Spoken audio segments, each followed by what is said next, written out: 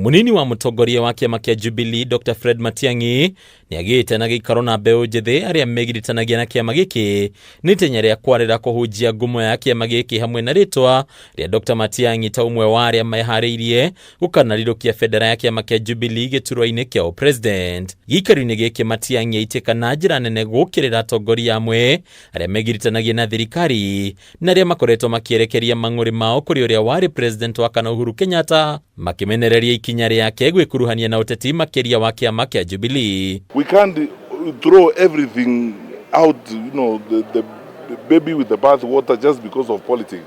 Na tukae sasa tunazungumza vile unaona viongozi wengine wanazungumza kwa aibu. There is language you can't use against the former head of state. We must be decent people. We are 63 years old since independence. We can't engage in the manner in which you are seeing people engaging. And what did the President Kenyatta actually do? Speaking to members of your party, speaking to your friends, that constitutes a crime. What did he do to warrant that kind of treatment? Kunaona Senator wa Nandi Samson Cherargei ni arikitie gutwara mutaratara bunge-ini ya Senate wa kwenda kigina kiria Uhuru AMUKAGIRA gigatiba kirugamio riu Matiang'i akagweta undu uyu ta uteangi wa mahinda na wagarari wa gatiba na gikiro kinene. If the former president makes one phone call and then the government throws a tantrum the whole weekend, they are not serious people, honestly. They can't be serious. We are asking them to be a little more serious about the responsibilities they have. They may not believe in the constitution, but they swore to govern by it and protect it. And then we expect that they will conduct themselves responsibly. Na kuona ni ihinda bururi urikite kwambiriria kambeini cia kwerekera githurano kinene kia mwaka ukite, Matiang'i nioritie muingi kwihariria na ugi na gwithemana na uteti wa ngayukano na waganiri wa iteo, uteti uria rauga ni wambiriirie gwakiriria ukiongererwo nene bene irumi na miario ya waganiri wa giteo ni atongoria aria thoni ciao ire igoti na matari na bata na thayo wa bururi. As the Bible says, arise and shine. This is our time. Musitishwe na mahongo.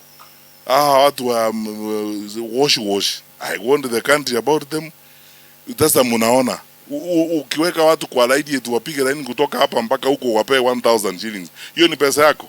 Criminal money. It's time for us as Kenyans to fight this thing and fight it in earnest. Use every resource at your disposal to fight this thing because it spells danger for our country. Thirikari ya Kenya Kwanza nayo ndina ukirorwo gikaro-ini giki atongoria nene na maricoka thirikari-ini magiukirirwo kumana na itenya riao ria kwagagia MBEU njithi na guthararia kambeini cia thayo. There doesn't exist a coherent and a concise report on what actually happened. Have you seen one? An inquiry or any conversation with Gen Z or Kenya's youth to ask them what actually happened. Have you seen that report? Which means the government is not interested. It doesn't matter whether you sit in the student caucus and decide something, whether you scream or you don't scream. That is not part of their responsibility. Their responsibility ni kutafuta pesa, kuweka kwa mfuko na kuendelea na maisha. Hadi ni KAMA TV